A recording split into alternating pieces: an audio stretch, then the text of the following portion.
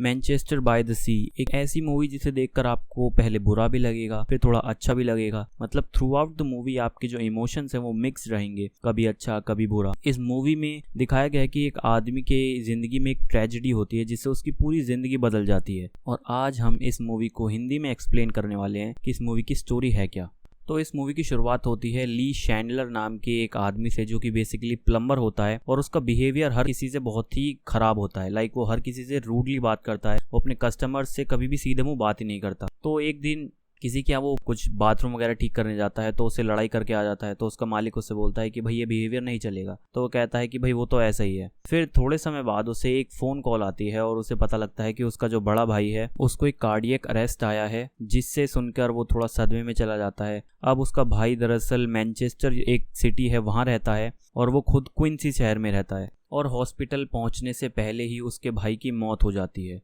और वहाँ पहुँचने पर वो सबसे एक ही टोन में बात करता है, ना तो लगता है कि उसे ज़्यादा गम है, ना तो लगता है कि उसे खुशी है। मतलब वो एकदम न्यूट्रल रहता है। अब वहाँ पर वो कुछ दिन रहता है और फिर उसे पता लगता है कि जो उसके भाई का लॉयर था उसने अपने लड़के की जो जिम्मेदारी थी वो उसे सौंप दी। तो वो लॉयर से जाकर बात करता है कि भाई ऐसा क्यों हुआ। वो किसी बच्चे की जिम्मेदारी नहीं ले सकता, हालांकि वो बच्चा 16 साल का होता है, लेकिन वो उसे कहता है कि भाई मैं तो इसकी देखरेख नहीं कर सकता, इसे उनकी कोई आंटी वगैरह होती है वहाँ भेज दो, लेकिन वो बहुत दूर रहती है उनसे। तो वो लॉयर से पूछता है कि जब वो जिंदा था तो उसने एक बार पूछी क्यों नहीं। तो लॉयर कहता है कि तुम जानते हो उसने क्यों नहीं पूछी, क्योंकि तुम जाहिर सी बात है उसे साफ मना कर देते। तो यहाँ पर थोड़े थोड़े फ्लैशबैक्स आना चालू होते हैं कि उसकी प्रीवियस जिंदगी में क्या क्या बात हुई होती है। दरअसल ली की एक बहुत पहले पत्नी होती है और 3 बच्चे होते हैं। ली मतलब शुरुआत में बहुत ही ज़्यादा खुशनुमा आदमी होता है जो कि ज़िंदगी पूरी तरीके से जीने में यकीन रखता है। लाइक वो अपने भाई के साथ, उसके लड़के के साथ फिशिंग जाता है, अपने बच्चों का खुद का ध्यान रखता है, पार्टीज मौज मस्ती वगैरह उसके लिए बहुत ही आम चीज़ होती हैं।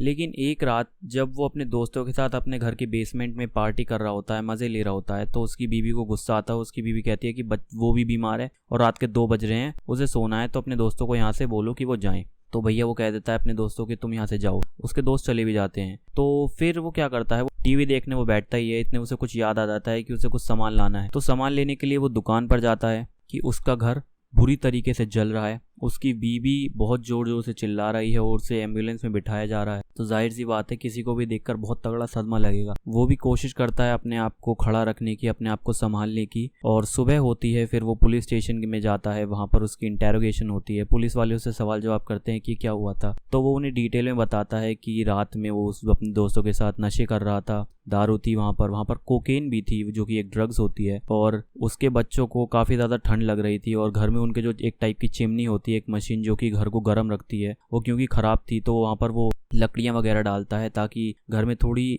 गर्मी बनी रहे, क्योंकि वहाँ पर बहुत ठंड होती है। तो जब उसे याद आती है कि उसे सामान लाना है कुछ, वहाँ पर वो उस चिमनी में आग लगाकर एक टाइप से लिड लगाना भूल जाता है, जिससे कि कोयले वगैरह उस चिमनी के बाहर ना आए। तो जिससे वो लिड लगाना क्योंकि भूल जाता है, कुछ कोयले बाहर आ जाते हैं, जिसकी वजह से शायद घर में आग लग जाती है। और वो सब कुछ पुलिस को बता देता है, लेकिन पुलिस वाले उसकी बात सुनने के बाद उसको कहते हैं कि वो घर जा सकता है। अब क्योंकि वो बहुत ही ज़्यादा डिप्रेस्ड होता है, वो बहुत ज़्यादा सदमे में होता है, तो उसे एक और शौक लगता है कि वो उसे जाने कैसे दे रहे हैं। क्योंकि वो चाह ही ये रहा होता है कि उसे एक पनिशमेंट मिले, उसे जेल मिले, क्योंकि इतना सब कुछ होने के बाद जाहिर सी बात है कोई भी इंसान अपने आप को फेस नहीं कर पाएगा। तो वो भी थोड़ा शौक रह जाता है कि वो उसे जाने कैसे दे रहे हैं। जब वो गेट से जा रहा होता है तो वो एक पुलिस वाले की बंदूक निकाल लेता है और अपने आप को गोली मारने की कोशिश करता है, क्योंकि वो उस चीज़ को झेल नहीं पाता, वो उस चीज़ को कन्फ्रंट नहीं कर पाता कि उसकी गलती की वजह से उसके बच्चों की जान चली गई। क्योंकि उस इंसिडेंट में उसकी बीवी तो बच जाती है, लेकिन उसके 3 बच्चे जलकर मर जाते हैं।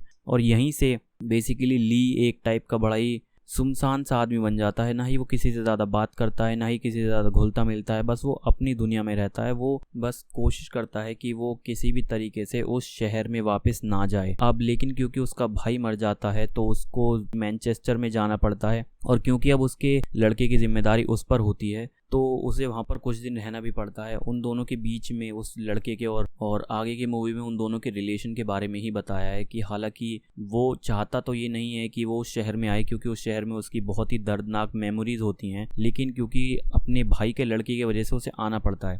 अब वो उसे ज़्यादा फोर्स नहीं करता, वो जो लड़का मन में आता है वो करता है। उसकी 2 गर्लफ्रेंड्स होती हैं, वो एक बैंड में सिंगर भी होता है, वो एक आइस हॉकी प्लेयर भी होता है। तो वो चाहता है कि वो अपनी मनमानी चलाए, लेकिन उसे क्योंकि थोड़ी चिंता होती है तो वो कुछ बातें बताता है कि ऐसे मत करो ऐसे मत करो, और कभी कभी उसका साथ नहीं देता, लाइक गलत कामों में उसका कभी भी साथ नहीं देता। एक तो उसकी दो गर्लफ्रेंड्स होती हैं और वो दोनों को ही चीट कर रहा होता है बेसिकली। और आगे की मूवी में इन दोनों के बीच के ही रिलेशनशिप के बारे में मूवी बेस रहती है कि भाई कैसे उसके पिता का फ्यूनरल होगा, क्योंकि जो फ्यूनरल होता है, क्योंकि उस समय पे वहाँ पर बहुत ठंड होती है, वो डिसाइड करते हैं फ्यूनरल पार्लर वाले कि वो स्प्रिंग में करेंगे कुछ महीनों बाद। तो उसका जो लड़का होता है वो इस बात से नाराज़ होता है कि उसका बाप इतने महीनों तक एक फ्रीज़र में पड़ा रहेगा ऐसे ही। और एक दिन उस लड़के की जो माँ होती है वो उसे कांटेक्ट करती है और ली बहुत कोशिश करता है कि वो औरत उस लड़के से दूर ही रहे। वो उसे चाहता है कि वो उसे अवॉइड करे, अपनी माँ के पास ना जाए, क्योंकि उसकी माँ दरअसल अल्कोहलिक रही होती है पास्ट में, जिसकी वजह से जो उसका बाप होता है वो उसकी माँ को बिल्कुल भी पसंद नहीं करता और ये नहीं चाहता कि उसका लड़का उसके पास जाए। लेकिन क्योंकि भाई पैट्रिक थोड़ा जवान होता है और अभी अभी उसने अपना बाप खोया होता है, तो उसे किसी का सहारा चाहिए होता है, तो वो कोशिश करता है कि वो अपनी माँ के पास जाए। वो उसे ईमेल करता है, फ़ोन नंबर वगैरह हासिल कर लेता है और अपनी माँ से एक दिन मिलने भी चला जाता है। अब मिल तो लेता है, लेकिन रियलाइज़ उसे ये होता है कि उसकी माँ एक बहुत ज़्यादा क्रिश्चियन हो गई है, वो बहुत ज़्यादा रूल्स और रेगुलेशन फॉलो करती है। उसका जो स्टेप फादर होता है वो उसे मेल करता है कि भाई अगली बार अगर तुम्हें कोई मीटिंग सेटअप करनी हो अपनी माँ से मिलने के लिए तो एक बार उससे बात कर ले, जिसे सुन के उसे बुरा लग जाता है और उसे रियलाइज़ होता है कि हाँ उसका चाचा कितना अच्छा है उनके मुकाबले। और जो ली होता है उसको एक दिन उसकी पत्नी मिल जाती है, मतलब मिलती तो उसे 2-3 बार पहले भी है जब वो फ्यूनरल वगैरह अरेंज कर रहे होते हैं, लेकिन एक दिन वो फेस टू फेस मिल जाती है तो उससे कुछ बातें करती है। वो उसे सॉरी मांगती है कि जो पास्ट में उसने बहुत उसे गालियाँ सुनाई होती हैं इन सब चीज़ों के बारे में, जाहिर सी बात है। और वो उसे कहती है कि वो उसे अब भी उतना ही प्यार करती है जितना तब करती थी, लेकिन क्योंकि ली अपने आप को रिस्पॉन्सिबल इन सब चीज़ों के बारे में मानता है तो वो उन बातों को ज़्यादा सुन नहीं पाता। वो कहता है कि मुझे कोई फ़र्क नहीं पड़ता, मैंने तुम्हें, ये तो मेरी गलती थी वगैरह वगैरह, उनमें बात होती है और वो वहाँ से चला जाता है। और जो ली होता है, क्योंकि भाई उसको अपना काम देखना होता है क्योंकि वो दूसरे शहर में रहता है, तो वो पैट्रिक की कस्टडी अपने एक दोस्त को दे देता है, अपने दोस्त को सौंप देता है जो कि उसके पिता का और उसका बहुत पुराने समय से बहुत ही अच्छा दोस्त होता है। और वो उसे कहता है कि तुम पैट्रिक को संभालो, क्योंकि वो उस शहर में रह नहीं सकता, क्योंकि उस शहर से उसकी बहुत ही कड़वे यादें जुड़ी हुई होती हैं। वो भी बातों को समझना चालू कर देता है और वो भी इस बात से राजी हो जाता है कि हाँ कोई बात नहीं, वो उससे मिलने जुलने आता रहेगा, कभी वो उसके शहर जाएगा कभी वो उसके शहर आएगा। तो इसी तरीके से मूवी का बहुत ही ब्यूटीफुल तरीके से एंड हो जाता है। तो दोस्तों ये थी Manchester by the Sea movie Hindi में एक्सप्लेन। अगर आपको वीडियो पसंद आई हो तो चैनल को सब्सक्राइब करो, अपने दोस्तों के साथ शेयर करो और कमेंट सेक्शन में बता सकते हो कि आपको वीडियो कैसी लगी, आपको कोई सजेशन देना हो। और फिर मिलते हैं अगली वीडियो में, तब तक के लिए मूवीज देखते रहें।